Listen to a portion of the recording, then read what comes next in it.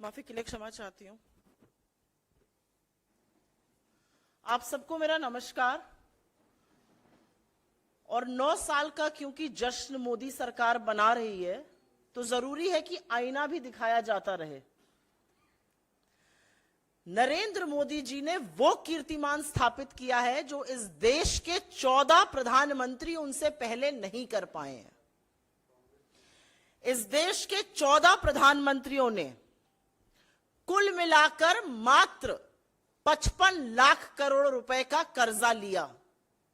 67 साल में 14 प्रधानमंत्रियों ने कुल 55 लाख करोड़ का कब्जा लिया और हर बार रेस में आगे रहने की चाहत वाले नरेंद्र मोदी जी ने पिछले 9 साल में हिंदुस्तान का कर्जा तिगुना कर दिया। 100 लाख करोड़ रुपए से ज्यादा का कर्जा उन्होंने मात्र 9 साल में ले लिया। कहां 67 साल में 55 लाख करोड़ लिया गया था। तो एक नया कीर्तिमान उन्होंने वो स्थापित किया जो इस देश के 14 और प्रधानमंत्री नहीं कर पाए। सिंपल तौर पे बता दूं, अगर इस समय, इस वक्त, इस सेकंड पर एक बच्चा इस देश में पैदा हो रहा है तो उसके सिर पर भी 1,20,000 रुपए का कर्जा लादने का काम मोदी सरकार ने पिछले 9 साल में किया है। और अगर और सिंपली बोलने पर आ जाऊं तो हर सेकंड इस सरकार ने 4 लाख रुपए का कर्जा लिया है। हर मिनट पर लगभग 2.5 करोड़ का लिया है। हर घंटे पर 144 करोड़ का कर्जा लिया है। 3,456 करोड़ का कर्जा हर दिन लिया है। हर महीने 1 लाख करोड़ से ज्यादा और हर साल लगभग 12.5 लाख करोड़ का कर्जा लिया है। इसीलिए 9 सालों में 100 लाख करोड़ से ज्यादा का कर्जा लेने का कीर्तिमान और इस देश के लोगों पर कर्जा के बोझ तले उनको दबाने का कीर्तिमान नरेंद्र मोदी जी ने स्थापित किया है। आप इनसे कोई भी सवाल पूछिए, बाकी देशों की बात करते हैं तो उस पर भी आईना दिखाना जरूरी है।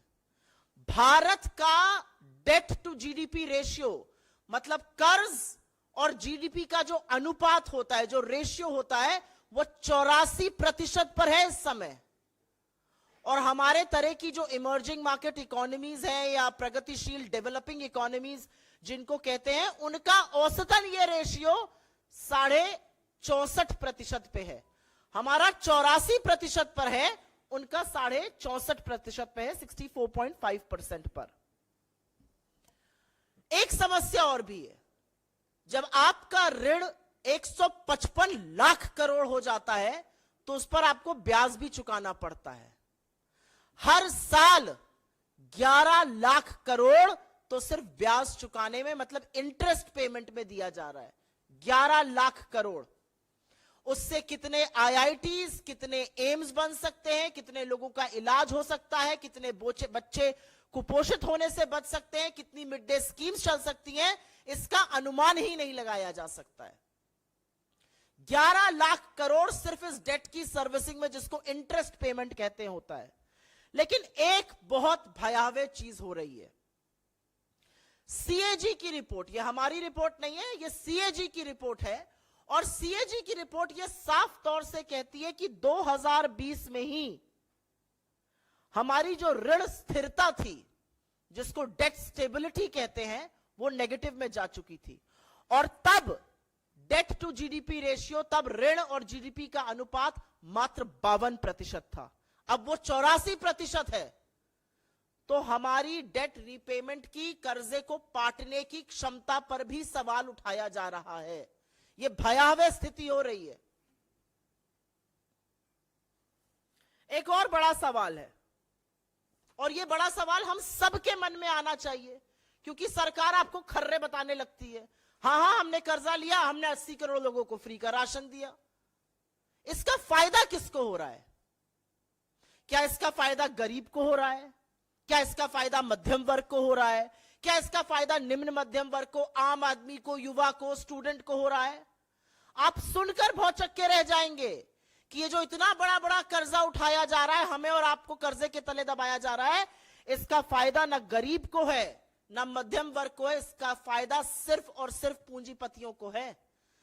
इस कर्जा लेने के दौरान 23 करोड़ लोग गरीबी की सीमा रेखा से नीचे चले गए। 83% लोगों की आय कम हुई। 11,000 से ज्यादा तो लघु मध्यम उद्योग जिनको एमएसएमई कहा जाता है वो पिछले साल ही बंद हो गए।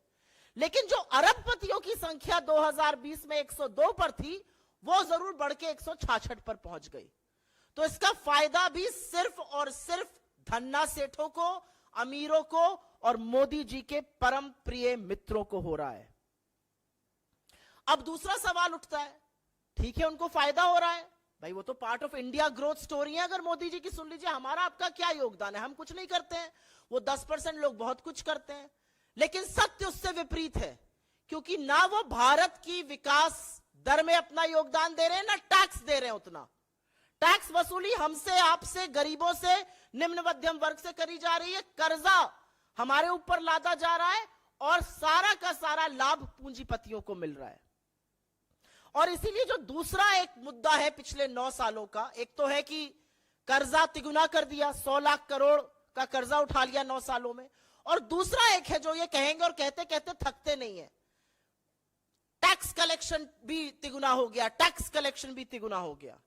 इससे ज्यादा वाहियात, इससे ज्यादा बड़ा कुतर्क और इससे ज्यादा नैतिक दिवालियापन का कोई और बयान और शर्मिंदगी का ये सरकार दे नहीं सकती है, क्योंकि इसकी भी असलियत सुन लीजिए, और ये असलियत सुननी और समझनी दोनों जरूरी है। जो भयावह आर्थिक असमानता है इस देश में, उसका नतीजा है कि जो सबसे निचला 50% इस देश का तबका है, अगर इस देश की आबादी को 2 हिस्सों में बांट दिया जाए, 50% अमीर और 50% सबसे निचला तबका, तो जो 50% सबसे निचला तबका है वो जीएसटी कलेक्शन का 64% पैसा दे रहा है। सबसे गरीब 50% जीएसटी का 2/3 से ज्यादा पैसा दे रहा है, 64%। मध्यम वर्ग 40% जीएसटी का पैसा दे रहा है। लेकिन क्या आप यह सुनकर भौचक्के रह जाएंगे कि जो 10% लोग जिनके हाथ में हिंदुस्तान के 80% संसाधन और संपत्ति है, वो मात्र 3 से 4% समूचे जीएसटी कलेक्शन का पैसा दे रहे हैं। सबसे गरीब 50% इस देश की जनता सारे जीएसटी का 64% दे रही है। उनके पास इस देश की मात्र 3% संपत्ति है, और जिन 10% की इस देश की 80% संपत्ति पर कब्जा करके बैठे हैं, वो मात्र 3% जीएसटी कलेक्शन का दे रहे हैं। क्योंकि एक बात साफ है, और ये पानी की तरह साफ है, कि आटा, दही, दवाई, पढ़ाई, इन सब पर जीएसटी लगाकर जो वसूली सरकार कर रही है, उसका खामियाजा तो गरीब आदमी को भुगतना पड़ रहा है, उसका खामियाजा तो मिडिल क्लास को भुगतना पड़ रहा है। धन्ना सेठ तो सब मस्त है, लेकिन सरकार सब कुछ जानते बूझते हुए भी सिर्फ और सिर्फ छुपाने पर तथ्यों को तुली हुई है। ये सारी चीजें कोई आइसोलेशन में नहीं हो रही हैं। इन सारी चीजों का अर्थव्यवस्था पे प्रभाव पड़ रहा है। हिंदुस्तान की अर्थव्यवस्था का सबसे इंपॉर्टेंट जो पार्ट है वो कंजम्पशन, मतलब उपभोग होता है। हमारा उपभोग जीडीपी का 61.1% था वित्तीय वर्ष 2022 में, वो गिरकर 60% पर आ गया है अभी हाल ही के जीडीपी डेटा में, जिसको लेकर ये कसीदे पढ़ रहे थे। ये बहुत बड़ा भयावह स्थिति है कि देश के लोग गरीबी के चलते, महंगाई के चलते, टैक्स वसूली के चलते कम कंज्यूम कर रहे हैं, कम उपभोग कर रहे हैं। यह गरीबी का सबसे बड़ा सूचक होता है। और आपकी जानकारी के लिए हमने इस मंच से पहले भी साझा किया, अभी भी साझा कर देते हैं, वसूली तो आप ही की जेबों से हो रही है, डाका तो आप ही के पर्स पे पड़ रहा है, आप ही के घर के बजट पर पड़ रहा है। इस देश में अगर परचेजिंग पावर ऑफ रुपी की पैरिटी से देखा जाए तो सबसे महंगी दुनिया की रसोई गैस भारत में बिक रही है, तीसरा सबसे महंगा पेट्रोल भारत में बिक रहा है, 8वां सबसे महंगा डीजल भारत में बिक रहा है। तो भैया अच्छे दिन किसके आए हैं? कहां है वो मायावी अच्छे दिन जो आ ही नहीं पाए हैं? कर्जे के तले हम दबे हैं, उपभोग हम कम कर रहे हैं, महंगाई से हम त्रस्त हैं, लगातार पेट्रोल, डीजल, एलपीजी के दामों को बढ़ाया जा रहा है। और अंत में एक बात मैं ये जरूर कहूंगी कि ये कहनी जरूरी है कि जो टैक्स वसूली हो रही है, चाहे वो जीएसटी के थ्रू हो, चाहे वो एक्साइज ड्यूटी, फ्यूल के थ्रू हो, जहां पर आपको महंगा एलपीजी, महंगी पेट्रोल, महंगी डीजल, और डीजल के महंगे होते बाकी फल फ्रूट सब्जी जो सब महंगी है, उसका प्रभाव आम आदमी पर पड़ रहा है। उसका प्रभाव मोदी जी के मित्र मंडली पर नहीं पड़ रहा है, धन्ना सेठों पर नहीं पड़ रहा है। और इसीलिए अंत में हम ये जरूर कहना चाहते हैं कि गुजरात के मुख्यमंत्री रहते हुए बड़ी बड़ी बातें करते थे मान्यवर। बातें तो ऐसी करते थे कि दिल्ली में बैठी हुई एक इनकॉम्पिटेंट करप्ट सरकार है। वो अलंकार, वो नाकामी के, वो निकम्मेपन के, वो भ्रष्टाचार के अलंकार अब मोदी सरकार से ज्यादा अलंकृत किसी को नहीं करते हैं। और इसीलिए हम इस मंच से मांग करते हैं कि इस देश को कर्जे के तरह दबाने के लिए, इस देश में टैक्स वसूली के चलते, इस देश में जो आर्थिक असमानता बढ़ी है, जो अर्थव्यवस्था पूरी तरह से ध्वस्त हो चुकी है, जो ना आप सुर्खियों से ठीक कर सकते हैं, ना आप व्हाट्सएप फॉरवर्ड से ठीक कर सकते हैं, उसको ठीक करने के लिए तो आपको आर्थिक प्रबंधन पर ध्यान देना होगा। लेकिन इस मंच से हम एक श्वेत पत्र की मांग करते हैं, क्योंकि भयावह स्थिति भारत की इकोनॉमी की है और उसका जवाब जरूर मिलना चाहिए। I will very, very briefly make a statement in English on this. This is an extremely important matter and should be a matter of public discourse. Mr. Modi has done the unthinkable. 14 Indian prime ministers before him in the last 67 years amounted to a debt burden of only 55 lakh crore rupees. Mr. Modi in the last 9 years has trebled India's debt burden. Not doubled it, but trebled India's debt burden to 155 lakh crore rupees. He himself in the last 9 years has amassed a debt burden of 100 lakh crore rupees. A child being born at this second is bearing a debt burden of 1,20,000 rupees. This government is borrowing 4 lakh rupees every second. This government is borrowing almost 2.5 crore rupees every minute. And that has amounted to 100 lakh crore rupees in the last 9 years. That's the kind of debt burden that we are reeling under. And each time you show them the mirror, they will talk about foreign economies. They will talk about other countries. So let's show them the mirror once again. India's debt to GDP ratio is at a massive 84%. For emerging market economies, for developing economies, an average debt to GDP ratio is at 64.5%. Why is our debt ratio so alarming? And let me also tell you, 11 lakh crore rupees, 11 lakh crore rupees are being paid as interest to service this debt. And according to the CAG's own report, debt burden may become an issue going forward. According to the CAG, India's debt to GDP ratio in 2020 was at 52%. That has gone up to 84%. In 2020, our debt servicing capacity had turned negative. So imagine where would it be now. I also want to raise a very important question. Who is benefiting from this high debt? Is it India's poor? Is it India's middle class? Is it people like you and me? Is it the service class? Are these the students? No. Because 23 crore people in India are reeling under the below poverty line.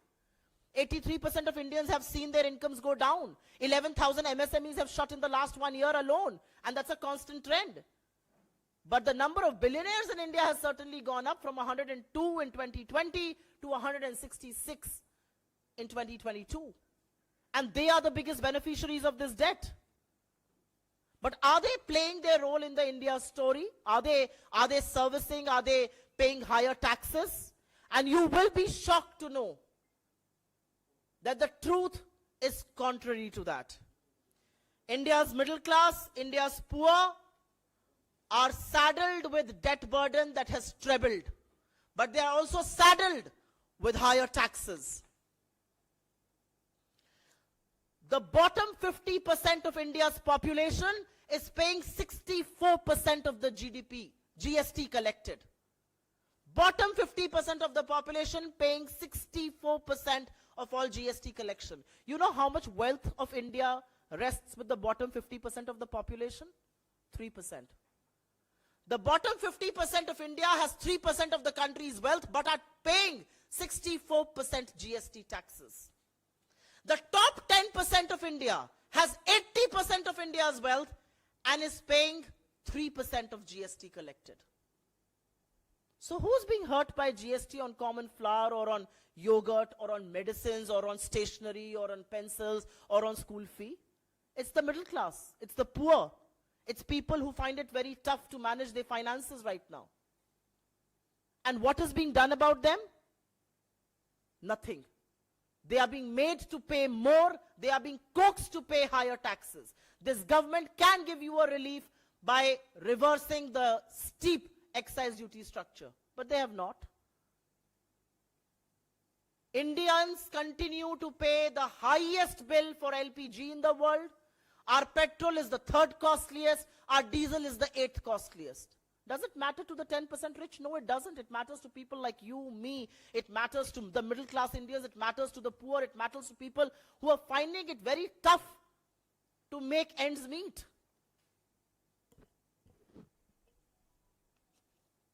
The only thing that we say from this platform is that Mr. Modi, as Chief Minister of Gujarat, used to call the central government incompetent, inefficient, and corrupt. And I think those three adjectives fit the Modi government, and Mr. Modi no better than any other. Because economic mismanagement of this government has resulted in a ruined Indian economy. It has resulted in high prices. It has resulted in high inflation. It has resulted in high unemployment. And it has now resulted in massive debt burden that the country is facing. And so, I will only say that Indian economy cannot be managed by managing headlines. Indian economy can also not be managed by WhatsApp forwards. Indian economy will have to be managed by sound economic managers who don't want to hog the limelight, who want to do the work and fix the Indian economy and ensure that prosperity reaches every part of India. In the end, from this platform, we demand that a white paper be released on the Indian economy by the government, because the fault lines are only getting deeper.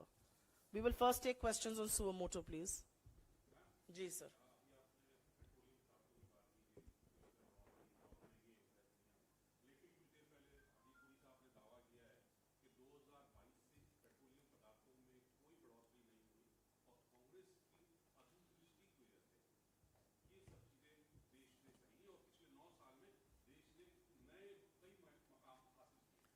दिक्कत क्या है कि जिन मंत्री का आप नाम ले रहे हैं उनका काम अपना मंत्रालय चलाना तो है नहीं. उनका काम फेक न्यूज फैलाना, राहुल गांधी के खिलाफ अपशब्द बोलना और बड़बोलापन है. अगर अपना ध्यान थोड़ा सा मंत्रालय पर देते तो वो इस तरह का झूठ ना बोलते. और मैं बताती हूं क्यों. कच्चे तेल का औसतन दाम भारत में 2014 से यूक्रेन का युद्ध शुरू होने से पहले $65 था. 65. और यूक्रेन युद्ध के शुरू होने के बाद बढ़ा. यूक्रेन रशिया के युद्ध शुरू के बाद अब वो 70-75 के बीच में आ गया है. 75. आपका दाम घटा है, पेट्रोल डीजल का दाम घटा है. ये कौन सा लॉजिक है कि बढ़ा नहीं है? डीरेगुलेटेड है ना इस देश में पेट्रोल और डीजल. तो अगर डीरेगुलेटेड है तो उसका मतलब है कि अगर विश्व में कच्चे तेल का दाम गिरेगा तो हम सस्ता पेट्रोल और डीजल खरीदेंगे, अगर बढ़ेगा तो हम महंगा देंगे. लगातार दाम गिर रहा है. 60 से 65 था 2014 से युद्ध शुरू होने से पहले. क्या आपके पेट्रोल और डीजल का दाम कम हुआ? नहीं. सरकार ने आपके गला रेत के मुनाफाखोरी करी. और अब यह सरकार हमको यह दिलासा दे रही है कि हमने बढ़ाए नहीं दाम. आपने किसी पर उपकार किया है? आपको दाम घटाने चाहिए. अभी भी आप लूट खसोटी और मुनाफाखोरी कर रहे हैं. थोड़ा सा अपने डिपार्टमेंट को देखते तो कच्चे तेल के दाम का अनुभव होता.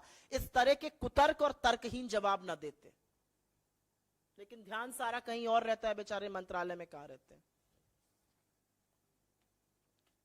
कोई और इस पर सवाल सुओ मोटो पर?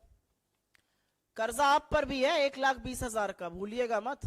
घर पे बच्चे हैं तो उन पर भी है, बूढ़े माँ बाप हैं तो उन पर भी है. तो सवाल इस पे पूछने चाहिए. जी सर बताइए.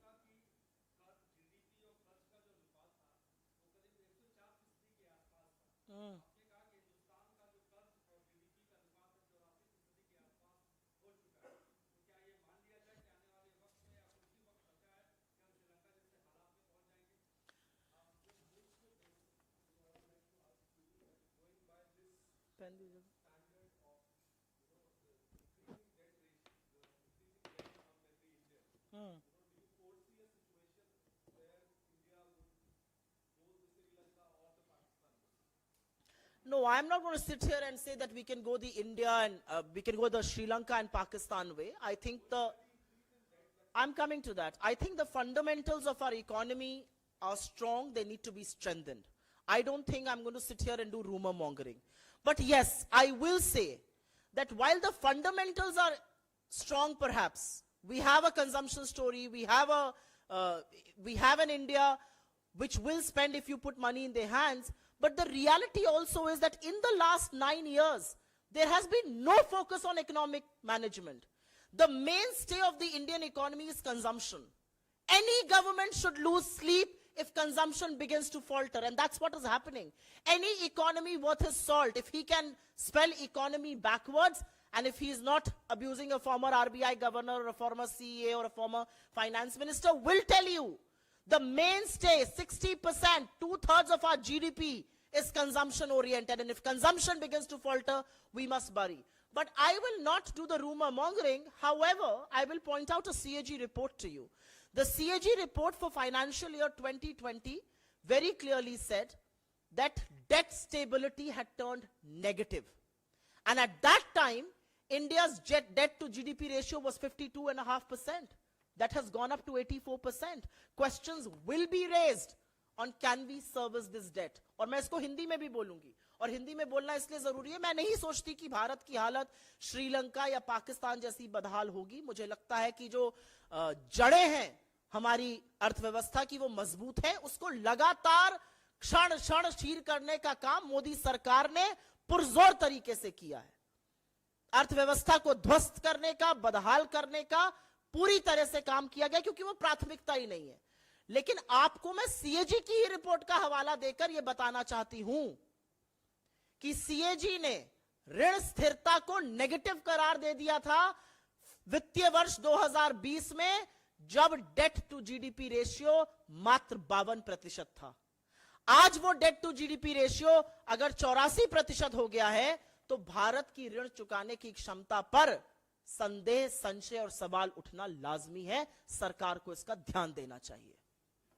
लेकिन ध्यान देने के बजाय एक प्रेस कॉन्फ्रेंस करेंगे और उस प्रेस कॉन्फ्रेंस में क्या कहेंगे? हमने दाम बढ़ाया नहीं. प्रभु, आपको दाम घटाना है. विश्व में आधे दाम पर बिक रहा है पेट्रोल डीजल, हम दुगने पर खरीद रहे हैं. दुनिया की सबसे महंगी रसोई गैस देश में बिक रही है. 4.5 करोड़ से ज्यादा लाभार्थी अपना सिलेंडर दोबारा नहीं बढ़ा पा रहे हैं, और इनसे 9 साल का हिसाब मांगो तो क्या रोना रोते हैं. क्या कोई कहेंगे कल आप हमने उज्ज्वला दिया, उज्ज्वला दिया. अरे भैया, उज्ज्वला के कितने लोग दोबारा से सिलेंडर भरा पा रहे हैं, ये भी तो पता कर लीजिए. ये असलियत है सरकार की. जी,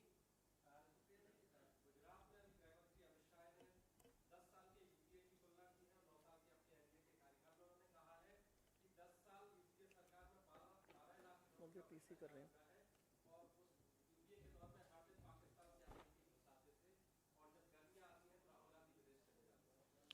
देखिए, गृह मंत्री अमित शाह को 2-3 बातों का जवाब देना चाहिए. आपका सवाल का जवाब मैं जरूर दूंगी. गृह मंत्री अमित शाह गुजरात घूम रहे हैं, उनको मणिपुर में होना चाहिए. धू धू करके जल रहा है मणिपुर. वहां क्या पर्यटन करने गए थे? इस देश के गृह मंत्री हैं. गोलीबारी होती है मिजोरम और असम में और वो चुपचाप बैठे रहते हैं. इस देश की सबसे डेकोरेटेड एथलीट्स घसीटी जाती है सड़कों पर उनकी निरंकुश पुलिस से, और वो चुप रहते हैं. क्या बात करते हैं आप लोग? गृह मंत्री अमित शाह गुजरात पर्यटन पर गए या मणिपुर पर्यटन पर गए थे? और गृह मंत्री अमित शाह से मेरा पलटकर सवाल है, आतंकियों की बात करने का ना अब आपको और आपके आका को जरा सा भी नैतिक अधिकार नहीं है. और इसलिए नहीं है क्योंकि 1 महीने से कम समय में 2 आतंकी वारदातें हुई इस देश में. पुंछ में हमारे 5 जाबाज शहीद हुए और राजौरी में हमारे 5 जाबाज शहीद हुए. आपने एक श्रद्धांजलि, एक संवेदना, एक शब्द सुना गृह मंत्री और प्रधानमंत्री से? प्रधानमंत्री को क्या लगता है हमारे जाबाज शहीद हो गए, आतंकी हमले में शहीद होंगे, उसकी जिम्मेदारी टेरर ऑर्गेनाइजेशंस ले रही हैं, और प्रधानमंत्री के मुंह से एक शब्द नहीं फूटता है? तो उससे क्या आतंक नहीं हो रहा है? गृह मंत्री पहले इन बातों का जवाब दे. शर्म आनी चाहिए. अगर कोई और होता तो अपने पद से अभी तक रिजाइन कर दिया होता. सारे सरकार को और सारे समाज को पता है कि बृजभूषण शरण सिंह को कौन बचा रहा है, और उनको बचाने वाले अमित शाह और नरेंद्र मोदी हैं. कोई और सवाल जी, किसका? जी,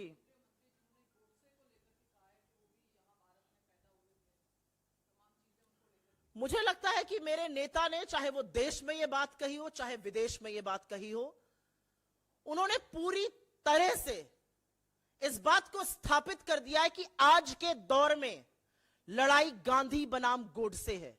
आप गिरिराज सिंह का नाम बता रही हैं, कल पूर्व मुख्यमंत्री भी यही बोल रहे थे कि गोडसे बड़े भारत के वीर सपूत हैं। कौन से वीर सपूत हैं Godse?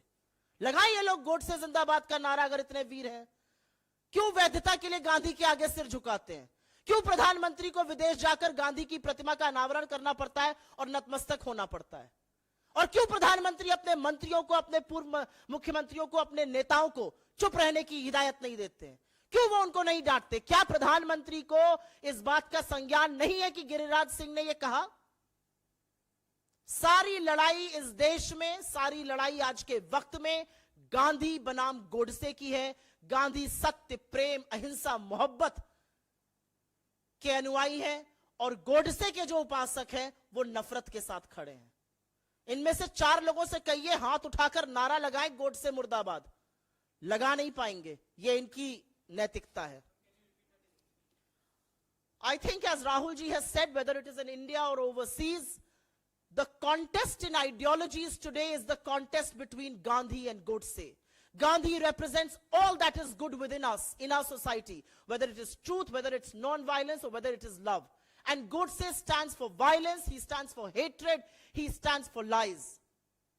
And which is why the question, why do people from the BJP, why do senior leaders from the BJP, whether it's a Giriraj Singh or the former Chief Minister of Uttarakhand, go on glorifying Godse? And why does Mr. Modi not take cognizance of this? Mr. Modi, whether in India or overseas, eventually has to find legitimacy by Gandhi and Gandhi alone. And which is why you don't see him going and inaugurating statues of Godse. He goes and bows before Gandhi because Gandhi is the biggest apostle of peace, love, and humanity. And the war of our times is between Godse and Gandhi. We know who's standing with Godse because we are certainly standing steadfastly with Gandhi. Ji.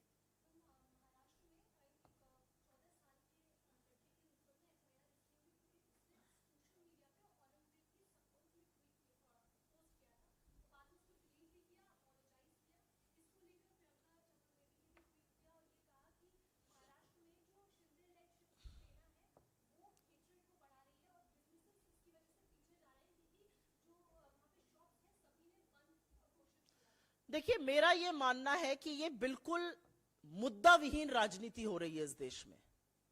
हर शाम को दुकान सजाई जाती है TV channel पर और ऐसे विषयों पर डिबेट होता है और फिर टेलीविजन स्टूडियो में मारपीट तक की नौबतें आ गई हैं। अब हाथापाई हो रही है।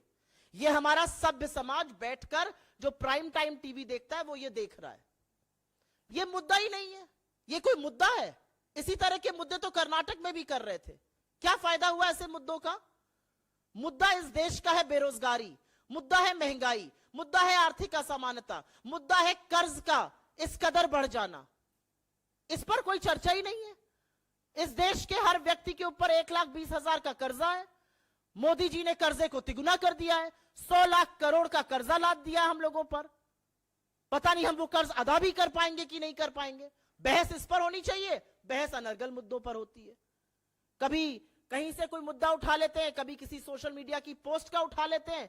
अरे अगर करना ही है तो ये करिए ना कि भाजपा के नेता गोडसे के साथ क्यों खड़े, गोडसे का महिमा मंडन क्यों करते हैं, गोडसे की जय जयकार क्यों करते हैं? किसको फर्क पड़ता है औरंगजेब से? अनर्गल मुद्दा है, कोई मुद्दा नहीं है, तर्क विहीन मुद्दा और राजनीति है।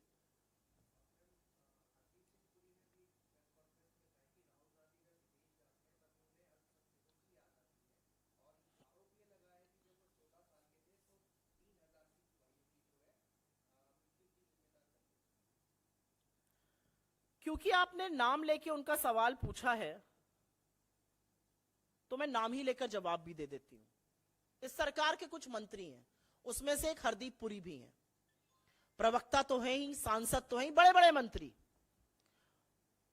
उनका अपने कोई उपयोगिता तो देखिए है नहीं सरकार में। सरकार 1.5 लोग चला रहे हैं, पार्टी भी 1.5 लोग चलाते हैं, तो इनकी कोई रेलेवेंसी नहीं है। ये बेचारे क्या करेंगे? ये इंतजार करते हैं कि कब राहुल जी कुछ कहें, कोई वक्तव्य दें, कोई प्रेस कॉन्फ्रेंस कर दें, कोई विदेश का दौरा आ जाए, हमारी थोड़ी उपयोगिता बनी रहे, हमारे पास लोग आए हमसे सवाल। और लोगों का भी काम है जा जाके उनसे पूछना, राहुल जी ने ये कह दिया बताइए, राहुल जी, उनका काम ही है, उनकी उपयोगिता ये है। और इसीलिए मैं उनको 2 रुपल्ली का ट्रोल कहती हूं। अच्छा नहीं लगता कहते हुए, मंत्री है भारत सरकार में, लेकिन इसीलिए कहती हूं। उनको चिंता होनी चाहिए कि पेट्रोल डीजल इतना महंगा क्यों है, उनको चिंता होनी चाहिए कि रसोई गैस सबसे महंगे दाम पर क्यों बिक रही है विश्व में। उनको चिंता क्या है? राहुल जी ने क्या कह दिया। राहुल जी को चिंता विदेश में या देश में रहकर होती है, गरीबों की होती है, युवाओं की होती है, किसानों की होती है, ट्रक ड्राइवर की होती है, मलिन बस्ती में रहने वाले लोगों की होती है, जिनकी चिंता आपको नहीं होती। आपको चिंता सिर्फ और सिर्फ एक आदमी की है। अब मुझसे यहां क्या कहलवाएंगे? एक मित्र जो मंत्रिमंडल पे भारी है, उसी की चिंता में सारी सरकार मस्त है।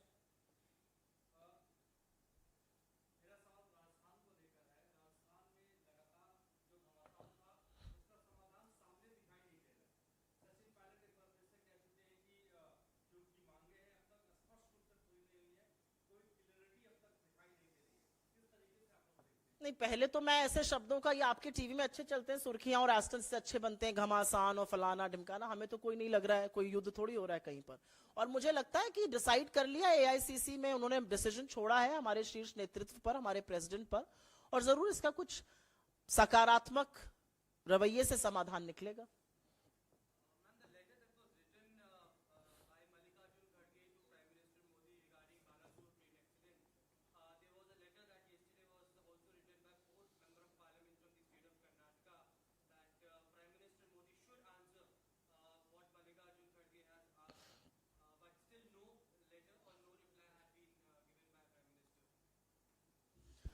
I'm glad you asked me this question. Shri Mallikarjun Kharge ji is not just an elected president of the Indian National Congress, India's main opposition party. He also happens to be the leader of opposition in the Rajya Sabha. And one expects that in an electoral parliamentary democracy like ours, when Shri Kharge ji writes a letter to the Prime Minister on an issue as grave and as serious as a rail accident which has resulted in the death of 288 Indians, a reply will come from the Prime Minister. Instead, 4 MPs, one of them who was fiddling with an exit door, one of them who was talking about monkeys, choose to reply. Who are you? आप कौन हैं? आपसे किसी ने सवाल का जवाब मांगा है? आपको रेल का राह आता है? आप कौन हैं? चिट्ठी प्रधानमंत्री को लिखी गई है. The letter has been addressed to the Prime Minister, and what Kharge ji has said has been validated not just by 2 CAG reports, but by the Parliamentary Standing Committee and by the own senior official of the railway, the Southwest Rail official's letter. And so the question is that after a tragic accident where accountability should be fixed, where the Prime Minister should have addressed the nation, where the Prime Minister needs to take onus, where the Railway Minister should have been given marching orders, you have these 3 flunkies writing a letter. Who are they? The letter has been written to the Prime Minister of this country by the leader of the opposition in the Rajya Sabha and by the President of the Indian National Congress. Has Mr. Modi even received the letter? Is there an acceptance? Is there an acknowledgement that he has received the letter? Does he plan to respond to that letter? Because it's a very detailed letter, and he also writes it in his capacity of being a former railway minister. This is exactly how the government is running, and which is why we are where we are. And let me tell you, my friend, I say with a lot of caution, we must take the rail accident seriously. We cannot have another repetition of the kind that we saw in Balasore. मैं इसका हिंदी में भी जवाब दे देती हूं. श्री खड़गे जी ने जो प्रधानमंत्री को 11 सूत्रों का एक पत्र लिखा, वो सिर्फ भारतीय राष्ट्रीय कांग्रेस के अध्यक्ष की हैसियत से ही नहीं, वो लीडर ऑफ ऑपोजिशन भी हैं, वो नेता प्रतिपक्ष भी हैं राज्यसभा में, एक पूर्व रेल मंत्री हैं. और इतनी भयावह त्रासदी पर, जहां पर 288 लोगों की मौत हो गई, उन्होंने कुछ सुझाव दिए, एक पत्र लिखा, और उनकी जो लिखी हुई बातें हैं उसका वैलिडेशन, उसकी पुष्टि 2 सीएजी की रिपोर्ट, पार्लियामेंट की स्टैंडिंग कमेटी की report, south west regional rail के जो प्रबंधक हैं उनका खत, सब उसकी पुष्टि करते हैं। लेकिन प्रधानमंत्री महोदय की तरफ से कोई जवाब नहीं आया। क्या उनको वो चिट्ठी मिली नहीं? और ये कौन 4 लोग हैं? एक तो इसमें से हवाई जहाज में बैठ के हवाई जहाज का एग्जिट डोर खोलने की कोशिश करते हैं। ये कौन लोग हैं? इनको किसने हक दिया कि ये चिट्ठी लिखे? अरे चिट्ठी प्रधानमंत्री को, या तो ये 4 लोग अपने आप को प्रधानमंत्री कैंडिडेट समझ रहे हैं, तो बड़ी भयावह स्थिति है भैया। मोदी जी समझ लें, कौन अपने आप को प्रधानमंत्री कैंडिडेट समझ रहा है इनकी पार्टी में? चिट्ठी प्रधानमंत्री को लिखी गई, ये जवाब उनके यहां से आना चाहिए। फुदक फुदक के ये 4 लोग जवाब दे रहे। कौन है भैया आप? किसने आपसे जवाब मांगा है? क्या पता है आपको रेल के बारे में? शांति से बैठ जाइए। अध्यक्ष ने चिट्ठी लिखी है, नेता प्रतिपक्ष ने चिट्ठी लिखी है। पार्लियामेंट्री डेमोक्रेसी में, हमारी लोकतंत्र की प्रणाली में जवाब तो प्रधानमंत्री के पास से आना चाहिए। असल में तो 288 लोगों की मौत के बाद कोई नैतिक हक नहीं है रेल मंत्री को अपने पद पर बने रहने का। प्रधानमंत्री एक शब्द नहीं बोलते, वहां जाकर कैमरा पर, फोन पर पिलर पकड़ के बात करते हैं। ये ऐसे देश चलता है, और इसीलिए देश का ये हाल है जो हो गया है। धन्यवाद बहुत बहुत आप सबका।